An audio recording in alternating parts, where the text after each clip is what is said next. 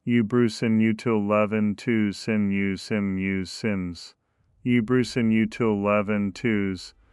Moses knew that every day of blood was a day of Egypt's pride draining away, a day of Pharaoh's authority weakening. The Hebrew prophet understood power more deeply than Pharaoh had credited. He was not trying to force an immediate decision. He was letting Egypt break itself against the reality of its own helplessness. "Bring me the prisoner lists," Pharaoh said. "I want to know every Hebrew held for any crime. I want to know what charges could be brought against Moses himself if needed." The captain hesitated. "Majesty, the people are saying this plague is punishment for our treatment of the Hebrews.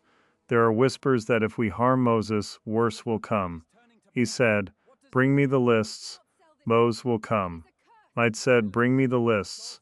Moses sol for you, war here to his usance, workser, war use himself from, what sting bow osser, what's workser, war to zol, war to zol, war to zol, war to zol, war to zol, war to zol, war to zol, war to zol, war to zol, war to zol, war to. The plague had not come from Moses' hands, but from the God he served. Killing the prophet would not restore the water. It would only prove that Pharaoh had learned nothing, that he still believed power flowed from force rather than from whatever source had turned an entire nation's water to blood. Go, the day wore on with a strange, suspended quality. In the palace, servants moved quietly through their duties, using the carefully rationed water from stores that were dwindling with terrifying speed. Each pitcher, each basin, each cup was measured and accounted for. The waste of even a single drop had become a punishable offense. Outside, in the streets of the capital, the situation was deteriorating faster than anyone had anticipated. The poor, who had no stores of beer or wine, who depended on the Nile and public wells for their daily water, were already dying. The old and the very young went first, their bodies unable to survive without water in the brutal heat of the Egyptian summer. Physicians reported seeing people who had attempted to drink the blood in desperation. They became violently ill, vomiting and fevered, their bodies rejecting the substance that looked like water but was fundamentally wrong. Some died from the attempt. Others survived but were left weakened, adding to the burden on families that were already struggling. The bodies of the dead fish had to be removed from the Nile, or the stench became unbearable. Crews of workers, their faces wrapped in cloth soaked in perfume, worked along the banks with long poles, pushing the rotting carcasses into piles that were then burned. The smoke from these fires added to the apocalyptic atmosphere that had settled over the land. In the farming villages along the Nile, the annual rhythm of life had stopped completely. The blood that filled the irrigation channels made it impossible to work the fields. Crops that depended on constant watering began to wither. Livestock that drank from the channels sickened and died. The machinery of Egyptian agriculture, the foundation of the empire's wealth and power, ground to a halt. Shinamausen so which he was so for, where the durning the mine wanted jame was wholly peels, he remention was so mater, where the nations, rater will machins, the dungs, during machins, merchants whose goods required water for production or transport found their businesses paralyzed. The great market at Memphis, usually roaring with trade from across the known world, grew quiet as caravans avoided the cursed land amid foreign merchants, who had been in Egypt when the plague struck, fled as soon as they could arrange transport. They carried tales of the disaster to Phoenicia, to Assyria, to the distant kingdoms of the north and south. Egypt's reputation as the most powerful, most stable, most divinely favored nation in the world began to crumble. The empire that had seemed eternal suddenly looked vulnerable. In the palace, Pharaoh's advisors brought these reports one after another, each more dire than the last. The vizier, whose responsibility it was to manage the practical affairs of the kingdom, finally spoke the words that everyone had been thinking but no one had dared to say, "Izio, for a majesty, we cannot sustain this. Our reserves of drinkable liquid will last perhaps another 7 days, perhaps 10 if we ration severely. After that, the palace itself will be without water. The army will be without water. Even if the Nile returns to normal tomorrow, the damage to our agriculture, to our economy, to our standing among the nations, will take years to repair. We must consider, we must at least discuss, the possibility of negotiating with Moses. The council chamber fell silent. Every eye turned to Pharaoh. His face remained impassive, but beneath the practiced royal mask, calculations were spinning. Pride versus survival. Divine mandate versus immediate crisis. The authority of a living God versus the authority of a God who could turn water to blood. It's a nizing and using in zich use it of main listen self, when muses it's a beze ye uses. Walls, amai Moses is a gidjuze, and nizi z, janizi you, self, the uzie kano, self Thor, umuzi z, men, umuzie use, buds, imai, self Thor, buds, umuzie, buzie cause me, he, he, he, he, he, he, he, he, claims the plague will end, he, claims the plague will end, he,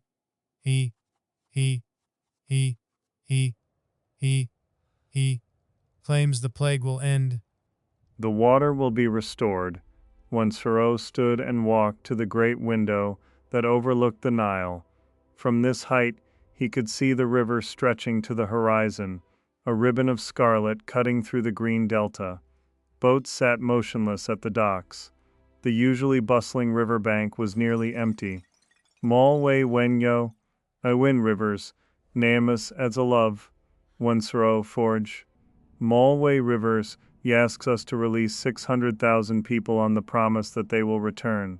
He asks us to release 600,000 people on the promise that they will return. He asks us to trust the word of a God we do not know, delivered by a man who has just destroyed our water supply. Malway be. No, yes, Majesty. Malway, and if we refuse, if we wait him out, if we endure this plague and whatever else he threatens, what then? Does Moses have the power to destroy Egypt completely? Or are there limits to what his God can do? No one answered. No one knew. That was the terrible truth. Egypt's power was understood, measured, predictable. The power that opposed them was unknown, its boundaries unclear, its intentions mysterious. Pharaoh turned from the window. Send word to Moses. Tell him I will hear his petition again. But tell him also that I require proof his God can restore what has been taken. Let him turn the blood back to water in one location, one well, one pool. Let him demonstrate control, not just destruction. Then we will discuss terms. Then we will discuss terms. One we will discuss terms. One when we might not promote. One when might not promote. One when might not promote. His report was brief. Moses had listened to Pharaoh's message and responded with a single sentence. In the morning the blood will become water again, and Pharaoh will know that there is no God like the Lord in all the earth. Pharaoh heard this response and felt something cold settle in his chest. Moses had not agreed to demonstrate his power on a single well or pool. He had not negotiated or bargained. He had simply declared that the plague would end in the morning, as if the timing had always been predetermined. As if all of Egypt's suffering for 7 days had been carefully measured, the duration chosen with divine precision, and that night Pharaoh did not sleep. He stood watch in his chamber, waiting for morning like a prisoner awaits verdict. Around him the palace settled into uneasy quiet. Guards paced their routes, servants completed their final duties. The oil lamps burned low from the wires before dawn. Pharaoh descended once more to the ancient well in the palace depths. He carried no lamp this time, walking the familiar corridors in darkness. He wanted to be there when it happened, if it happened. He wanted to witness the moment when Moses' God either proved its power to restore or revealed the limits of its reach. The well shaft was black in the pre-dawn darkness. Pharaoh could hear water far below, the faint echo of liquid against stone, but he could not see it. He waited, his breathing shallow, his body tense as the first light of dawn came not as a sudden break, but as a gradual lessening of darkness. The shaft of the well slowly emerged from shadow, the stone walls becoming visible, the depth becoming measurable. And at the bottom, far below, the surface of the water began to catch the growing light, but Pharaoh leaned forward, his hands gripping the stone edge of the well, his eyes straining in the dim light. The water below was dark, but whether it was dark with depth or dark with blood, he could not yet tell. Pharaoh, the light grew stronger. The sky outside the palace was turning from black to deep blue, the blue of the moment before sunrise. In the well shaft, illumination spread downward like liquid itself, revealing the walls, the depth, the surface of water that had been blood for 7 days. And as Pharaoh watched, the water cleared. He saw it happen, saw the red fade like dye diluting, saw the scarlet lighten to pink, saw the pink dissolve into transparency.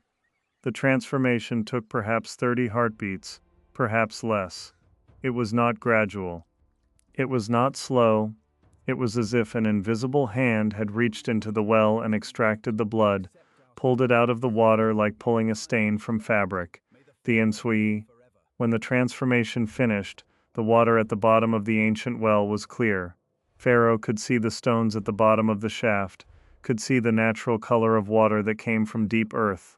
It looked like it had looked every day of his life before 7 days ago. Pure normal. Innocent abyss. He straightened slowly, his mind struggling to process what his eyes had witnessed. Somewhere in the palace above, he heard a shout, then another, then the sound of running feet, of voices raised in excitement and relief. Lustus, lot in relis, lot in verli, say, is a drill memeo. Throughout the palace, throughout the city, throughout all of Egypt, the same transformation was happening. The Nile was turning from blood back to water. The wells were clearing, the pools and channels and cisterns and jars were shedding their crimson taint, like a garment being removed. Two servants burst into the chamber where Pharaoh stood. They fell to their knees, their faces bright with joy and terror mixed together. Dead Majesty, the water has returned, the Nile is clear, the curse is lifted.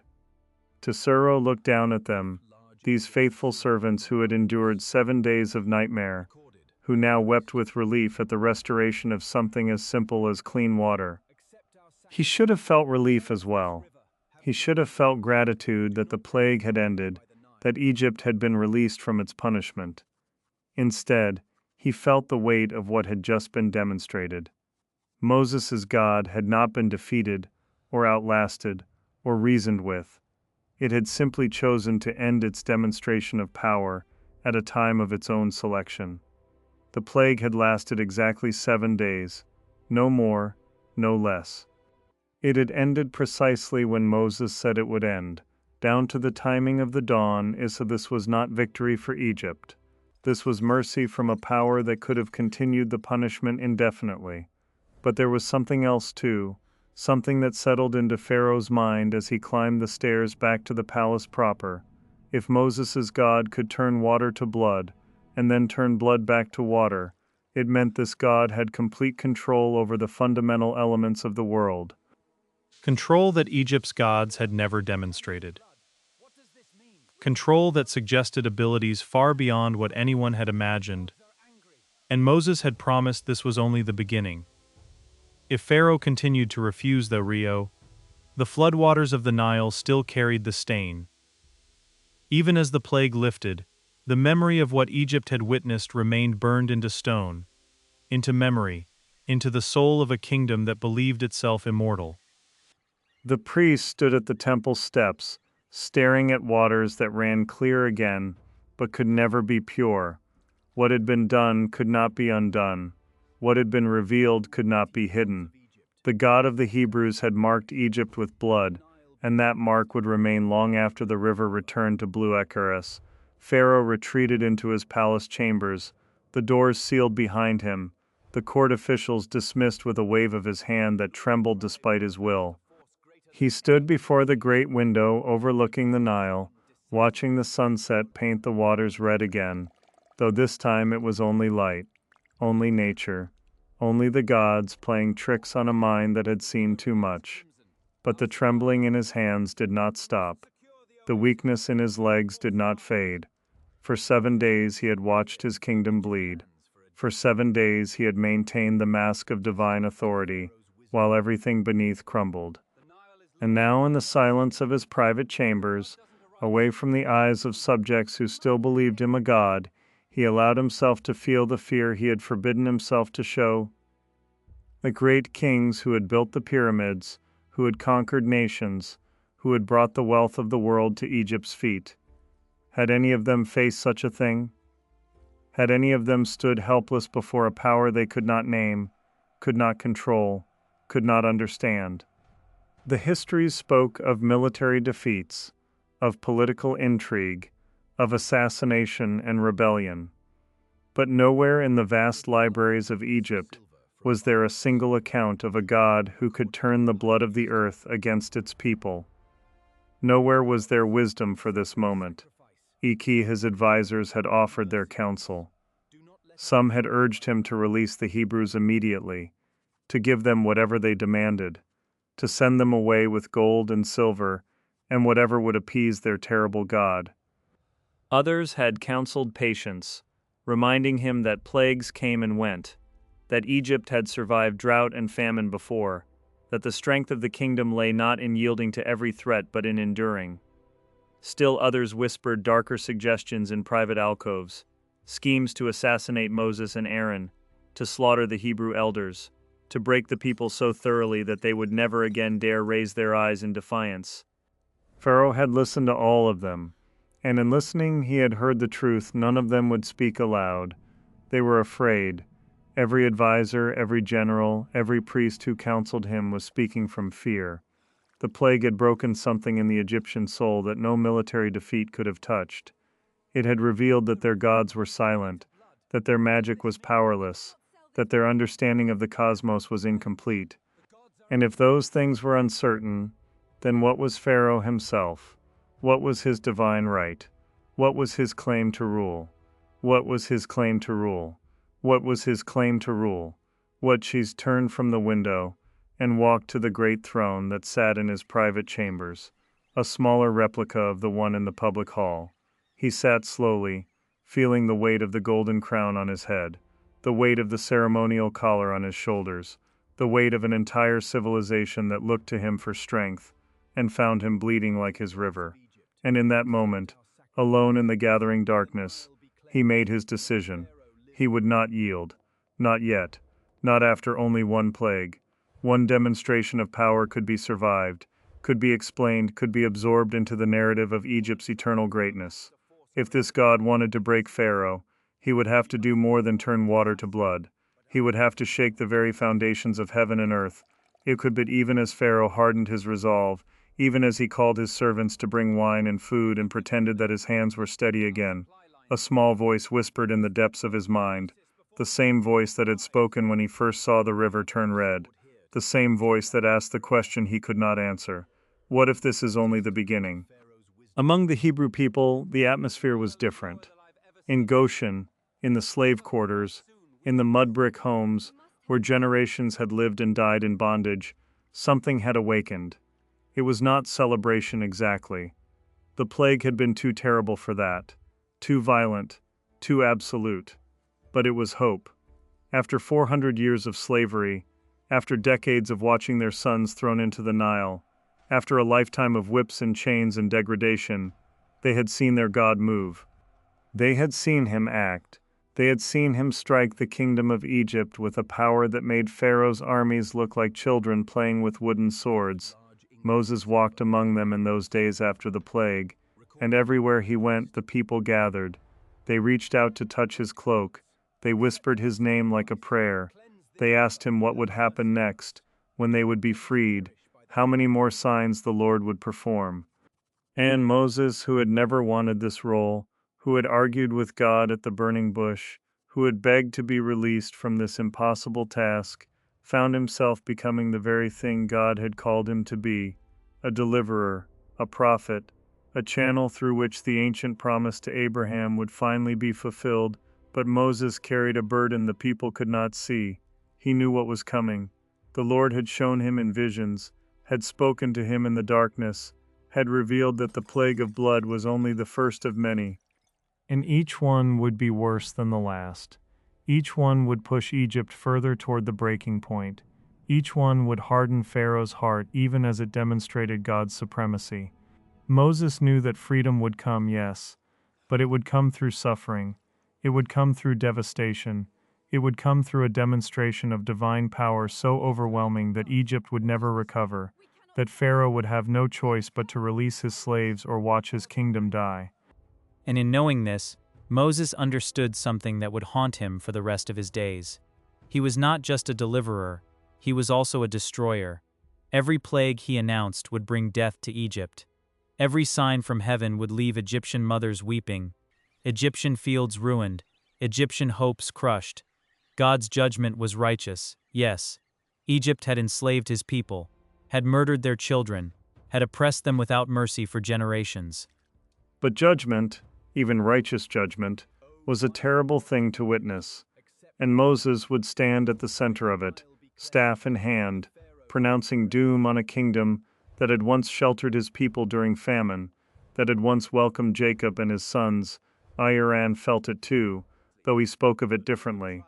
Where Moses wrestled with the weight of divine judgment, Aaron wrestled with the weight of public leadership.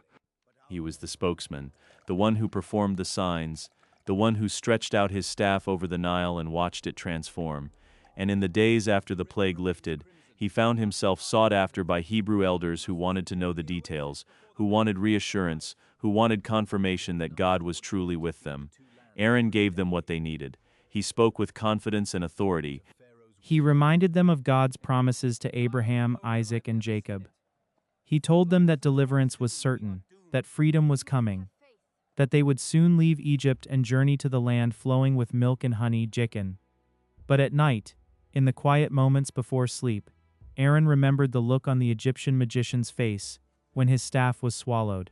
He remembered the silence in Pharaoh's court when the river turned to blood. He remembered the smell of death rising from the Nile, the fish rotting on the banks, the desperate scramble for water, and he wondered what the next plague would bring. What would God ask him to do next? What staff would he raise? What words would he speak? What judgment would flow from his hands? Throughout Egypt, the economic consequences of the plague began to reveal themselves. The Nile was more than a river.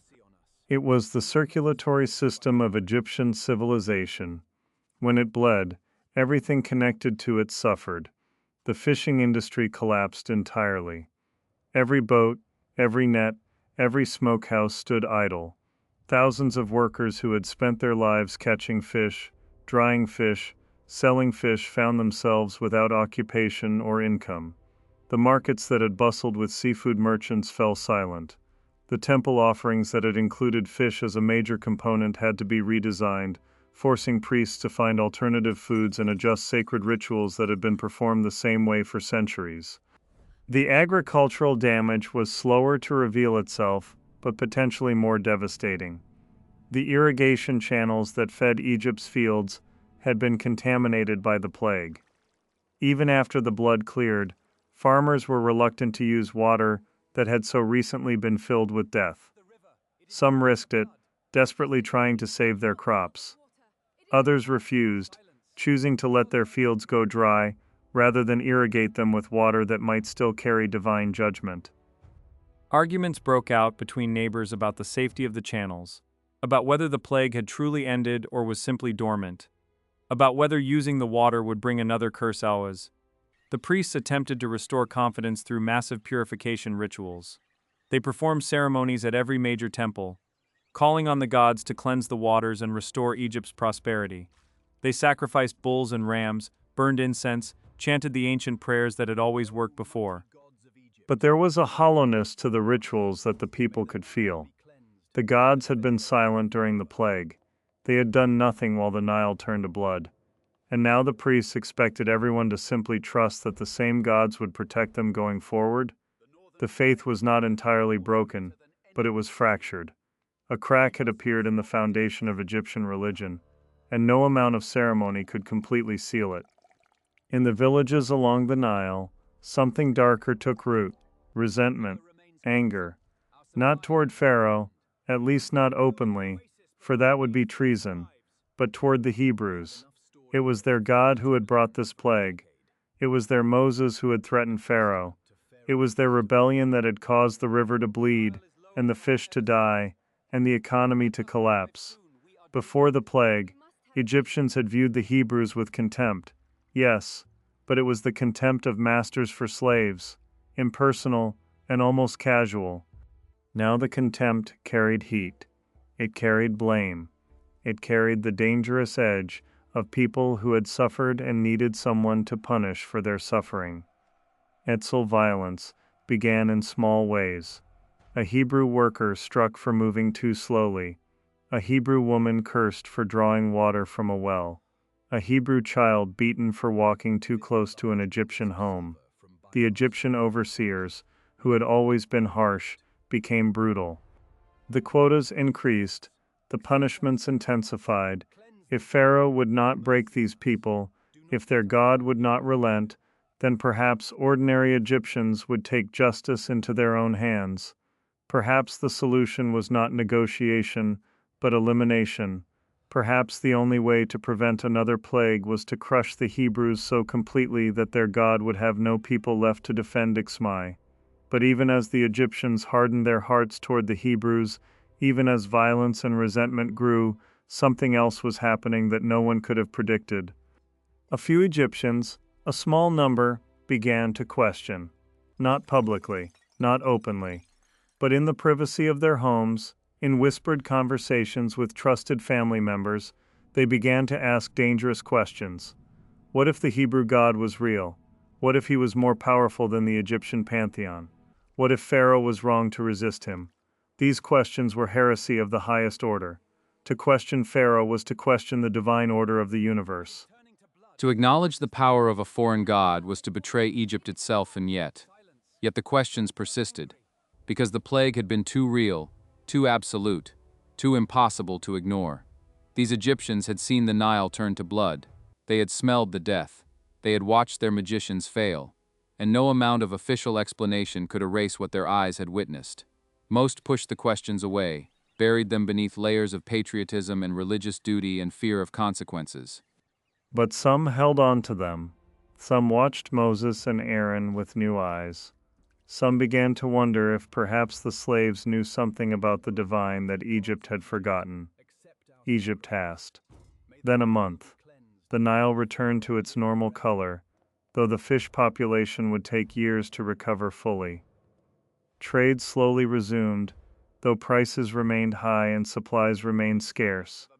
Pharaoh appeared again in public, projecting strength and confidence, assuring his people that Egypt's glory was eternal, that the gods were still with them, that the disturbance was over. The court returned to its rhythms. The bureaucracy ground forward. The armies drilled in their barracks. Egypt, it seemed, was recovering Egypt, but beneath the surface, nothing had truly healed. Pharaoh's advisors whispered in corners about the king's state of mind, about whether he had the strength to face another crisis. The priests performed their rituals with less conviction, wondering if their gods were listening. The people went about their work with a new anxiety, glancing at the Nile whenever they crossed it, half expecting to see it run red again. And the Hebrews waited in Goshen, knowing that their God was not finished, that the promise of deliverance would be fulfilled. Moses did return. The Lord commanded him, and he obeyed. Back to the palace he went, Aaron at his side, staff in hand, ready to deliver the second message. And when he stood before Pharaoh again and demanded the release of the Hebrew people, when he warned of another plague if the king refused, Pharaoh's response was exactly what God had predicted: hardness, defiance, refusal. The plague of blood had not broken him. It had only made him more determined to resist, more convinced that yielding would be the greater disaster than any plague could bring May, and so the second plague came, and then the third, and the fourth. Frogs that covered the land so completely that no surface was free of them, that invaded bedrooms and kitchens and even Pharaoh's throne. Gnats that rose from the dust and tormented every living thing, that the magicians could not replicate and finally admitted came from the finger of God. Flies that swarmed in clouds so thick the air turned black, that filled every Egyptian home but left Goshen untouched, proving beyond doubt that this was no natural disaster but targeted divine judgment. With each plague, the pattern repeated. Moses warned. Pharaoh refused. God struck. Egypt suffered. And each time the suffering was worse. Each time the distinction between Egyptian and Hebrew became clearer. Each time, Pharaoh's heart grew harder even as his kingdom grew weaker. The people of Egypt, who had once believed their civilization invincible, learned what it meant to be on the receiving end of divine wrath. They learned that all their wealth and power and architectural marvels meant nothing when the God who created the universe decided to act in Sead, the plague of blood, had been the first lesson. But it was the pattern established in that first plague that would carry through all the others. The warning ignored. The miracle performed. The magicians attempting and failing to counter. The suffering of Egypt while Israel was protected. The hardening of Pharaoh's heart despite overwhelming evidence. And through it all, the slow, terrible revelation that Egypt's gods were no match for the God of Abraham, Isaac, and Jacob. EC historians would later debate whether the plagues could be explained by natural phenomena. Whether algae blooms and volcanic ash and disease epidemics could account for what happened, but those who lived through it knew better. Natural disasters do not target one population while leaving another untouched. Natural disasters do not come precisely when prophets predict them. Natural disasters do not stop and start at the command of a human voice. What happened to Egypt was not nature, it was judgment. The spiritual legacy of the plague of blood extended far beyond Egypt's borders. The story spread through the ancient world like fire through dry grass. Traders carried it to Canaan and Syria. Merchants told it in Babylon and Assyria. Sailors spoke of it in every port along the Mediterranean. And everywhere the story traveled, it changed how people understood power and divinity. The Egyptians had been the dominant superpower of the age. Their armies were feared, their wealth was legendary, their gods were considered among the most powerful in the ancient world.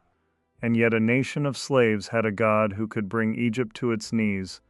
For the nations surrounding Egypt, this revelation was both terrifying and encouraging. Terrifying because it meant that no kingdom, no matter how powerful, was safe from divine judgment. If Egypt could be struck down, then any nation could fall. Any king could be humbled. Any people could face the wrath of the God they did not know. But it was also encouraging because it meant that the gods of the mighty were not invincible. It meant that justice existed on a scale larger than military power. It meant that the cries of the oppressed could reach a God who had the power to answer with more than words. In risen later history, the memory of the plagues became foundational to their identity as a people. Every Passover, they would recount the story. Every generation would teach their children about the night Egypt died and Israel was born. The plagues, and especially the plague of blood, became the proof that God was with them, that He had chosen them, that He could deliver them from any oppression no matter how impossible the odds seemed. When Israel faced the armies of Canaan, they remembered Egypt. When they faced the Philistines, they remembered Egypt. When they were exiled to Babylon, they remembered Egypt and hoped for another exodus, another deliverance, another demonstration that their God reigned supreme. The Kimzidisis, the prophets drew on the imagery of the plagues constantly. When they spoke of God's judgment on nations, they used the language of Egypt's suffering. When they warned Israel of coming disaster if they abandoned the covenant, they reminded them that the same God who struck Egypt could strike them. When they offered hope of restoration, they promised a new exodus, a new deliverance that would make even the miracles of Moses pale in comparison. The plague of blood became a theological reference point, a moment when heaven and earth collided, when the invisible God made Himself visible through the destruction of what humanity thought was indestructible, Humanity thought was indestructible. Exjome was more complicated. The nation survived the plagues, but it never fully recovered the aura of invincibility it had carried before. The exodus of the Hebrews, the loss of a massive slave labor force, the economic devastation, the military humiliation of losing an entire people without a single battle, all combined to weaken Egypt's position in the ancient world. Other nations sensed the weakness. Within decades, Egypt would face invasions and rebellions that would have been unthinkable in the era before Moses. The plague of blood had revealed a crack in the foundation of Egyptian power, and that crack would slowly, inevitably widen until the entire structure collapsed. The theological questions raised by the plagues echo through the centuries into the present day. How does a loving God justify such overwhelming destruction? Why did innocent Egyptian farmers and fishermen have to suffer for Pharaoh's stubbornness? Why did God harden Pharaoh's heart and then punish him for being hard-hearted? These questions have no easy answers, but they force us to confront the reality that the God of Scripture is not a cosmic therapist offering gentle suggestions. He is the sovereign Lord of history who acts decisively to accomplish his purposes, who values the freedom of his chosen people above the comfort of their oppressors, who will not be mocked or ignored. The plague of blood reveals something else about the nature of divine judgment. It is both warning and punishment. God did not strike Egypt without first sending Moses to warn Pharaoh. He gave the king every opportunity to relent, to recognize his error, to release the Hebrews without further suffering. The plague came only after the warning was ignored, only after Pharaoh chose defiance over wisdom. This pattern appears throughout Scripture. God sends prophets before he sends judgment. He calls for repentance before he brings destruction. The plague of blood was terrible, but it was also merciful, because it was preceded by a clear warning, and followed by an opportunity to change course. That Pharaoh refused the opportunity, that he hardened his heart again and again despite mounting evidence, reveals the mystery of human stubbornness. Pride is a powerful force. It blinds us to reality. It convinces us that yielding is worse than destruction. It makes us double down on bad decisions rather than admit we were wrong. Pharaoh had every rational reason to release the Hebrews after the first plague. But rationality could not overcome his pride, his fear of appearing weak, his commitment to the narrative that he was a God who could not be challenged. And so he chose suffering for his people rather than humility for himself. The Hebrews watching from Goshen learned their own lessons from the plague. They learned that God was faithful to his promises even when those promises seemed impossible. They learned that he could distinguish between his people and their enemies, protecting one while judging the other. They learned that freedom would come, but it would come through God's power rather than human effort. They learned to trust even when circumstances were terrifying, even when plagues were falling, even when the most powerful kingdom on earth was being torn apart around them. But perhaps the deepest legacy of the plague of blood is this. It revealed that the cosmos has a moral structure. The universe is not neutral. It is not indifferent. There is a God who sees oppression and responds. There is justice that transcends human power. There is accountability that reaches even to the throne of Pharaoh. The Egyptian worldview was built on the assumption that might makes right, that power justifies itself, that the gods favor the strong. The plague of blood shattered that assumption. It demonstrated that there is a higher law, a deeper truth, a greater power than any kingdom can muster. When the Nile ran red with blood, it was not just a river changing color. It was the old order dying. It was the revelation that Egypt's gods were powerless, that Pharaoh's divinity was fiction, that the slaves crying out in desperation had reached the ears of the true king of the universe, and that king had answered not with words but with wonders, not with promises but with power, not with hope deferred but with immediate, overwhelming, undeniable action. The plague of blood was the opening movement in a symphony of judgment that would crescendo with the death of Egypt's firstborn and the exodus of an entire nation. But that first movement established the themes that would carry through to the end: the God of Israel versus the gods of Egypt, the oppressed crying out for justice, the oppressor refusing to relent, the clash between divine authority and human arrogance. The demonstration that heaven rules over earth, that the Creator is sovereign over the creation, that no kingdom, no matter how magnificent, can stand when God decides to bring it low for those who look back on the plague of blood from the distance of millennia. The question is not whether it happened, the question is what it means. What does it tell us about God? What does it reveal about justice? What does it teach about power and oppression and the arc of history? The answers matter because the dynamics have not changed. There are still kingdoms that oppress. There are still peoples who cry out for deliverance. There is still a God who sees and hears and acts. The Nile runs clear now. The blood is gone. Egypt still stands, though the glory of the pharaohs is long faded, but the memory remains.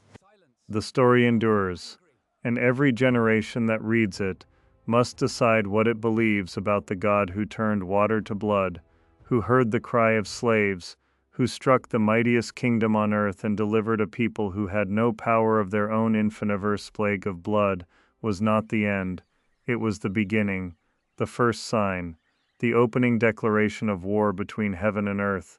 And when it was finished, when the waters ran clear again and the bodies were buried and Egypt counted its losses, everyone knew that something fundamental had changed. The world had seen that the Hebrew slaves served a God who could not be ignored, could not be defeated, could not be matched by any power that Egypt could summon. In verses, nain sapen change, infination fornain. Diapsave had same, in the fination fornain. In verses, nain sapen shame. Diapsave had sape and shame. Diapsave had sape and shame. Inages sape and shame. Invisive had sape and shame. Diapsave had sape and shame. Diapsave had sape and shame. Diapsave had sape and shame. Diapsave had sape and shame. Diapsave had sape and shame. Diapsave had sape and shame. Diapsave had sape and shame. Diapsave had sape and shame. Diapsave had sape and shame. Diapsave had sape and shame. Diapsave had sape and shame. Diapsave had sape and shame. Diapsave had sape and shame. Diapsave had sape and shame. Diapsave had sape and shame. Diapsave had sape and shame. Diapsave had sape and shame. Diapsave had sape and shame.